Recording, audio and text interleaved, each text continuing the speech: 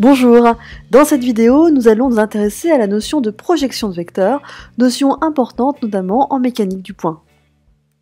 Alors, le dispositif proposé est assez simple, puisqu'il est constitué d'un feutre suspendu à l'aide d'un fil, d'un système d'axes qui vous est familier, ici un axe OX horizontal et un axe OY vertical, les deux axes faisant un angle droit entre eux. Et puis on va aussi mettre deux lampes qui vont éclairer, selon les directions différentes, le feutre. Une première lampe qui va éclairer verticalement le feutre, d'accord? Donc ici, c'est comme si cette lampe était envoyait un faisceau de rayons considérés comme parallèles entre eux, et du coup ces rayons arrivent perpendiculairement à l'axe OX. Deuxièmement, une lampe qui éclaire latéralement le feutre de manière horizontale. Là encore, on va supposer que cette lampe est constituée d'un faisceau qui envoie des rayons parallèles entre eux, et que ces rayons arrivent perpendiculairement à l'axe OY. Alors on va commencer la manipulation qui est très simple. On va éclairer latéralement le feutre. Et qu'est-ce qu'on voit forcément sur ici l'axe OY? La projection du feutre grâce à son ombre. Donc ici on voit l'ombre portée, l'ombre projetée du feutre sur l'axe OY. Et cette ombre projetée, on va la matérialiser à l'aide d'un petit sticker rouge ici. On va mettre un petit aimant pour que ça tienne. Alors on va faire un raisonnement similaire cette fois avec la lampe qui éclaire par-dessus. Là encore, on observe l'ombre projetée du feutre sur l'axe OX. Je vais faire la même chose, je vais matérialiser cette ombre projetée grâce à un petit sticker, ici on va prendre un sticker bleu. Ok. Et en termes de vocabulaire, donc là cette fois on éclaire dans les deux côtés, en termes de vocabulaire, cette ombre ici, là, qu'on a matérialisée par le petit sticker, correspond à la projection orthogonale du feutre selon l'axe OY. Par un vocabulaire tout à fait analogue, on dit que le sticker bleu ici représente la projection orthogonale du feutre selon l'axe OX. Alors, schématisons la situation qu'on vient de voir. Par un trait vert, j'ai représenté ici le feutre noté F. On retrouve notre système d'axes OX, OY, donc c'est censé être des axes en trait fin, d'accord ? Et ici, en trait épais bleu, c'est la projection orthogonale, d'accord, du feutre selon l'axe OX. Et puis ici, en trait épais rouge, c'est la projection orthogonale du feutre, voilà, projection orthogonale du feutre selon l'axe OY. Rappelez-vous, c'était la lumière qui éclairait verticalement et horizontalement. Alors, en termes de notation, on va appeler Fx la projection orthogonale du feutre vert selon l'axe OX. Alors, en général, on met X en bas à droite en indice pour dire que c'est la projection selon l'axe X, et on garde la première lettre du nom du trait qu'on considère, donc ici F.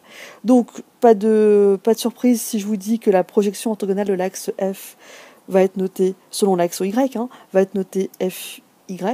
Donc, littéralement, FY veut dire que c'est la projection du vecteur du trait vert ici, appelé F selon l'axe OY.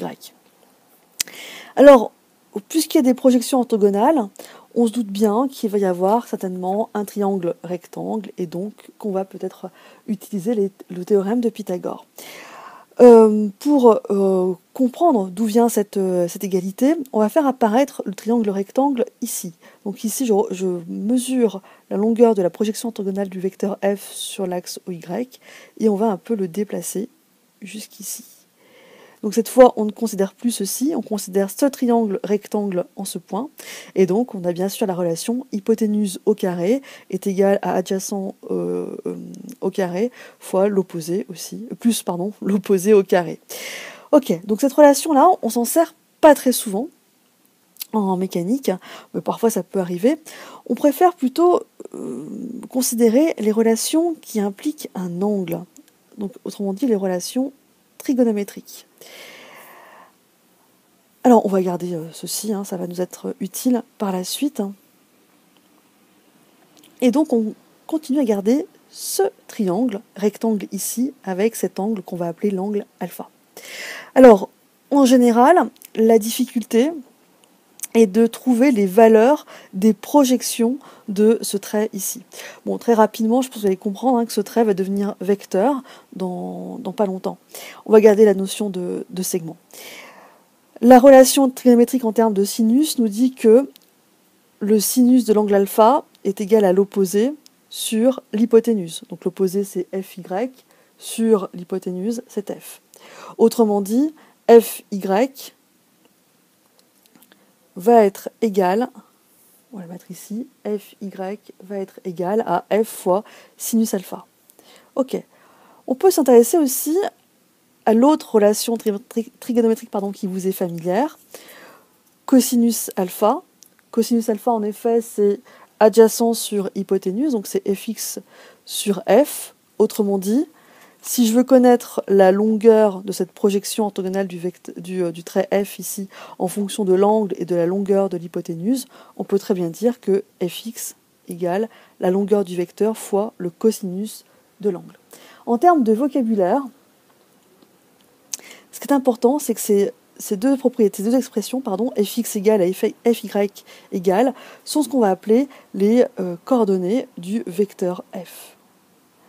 Donc f, si on considère cette fois le vecteur f, on va lui rajouter une flèche à l'extrémité et au-dessus.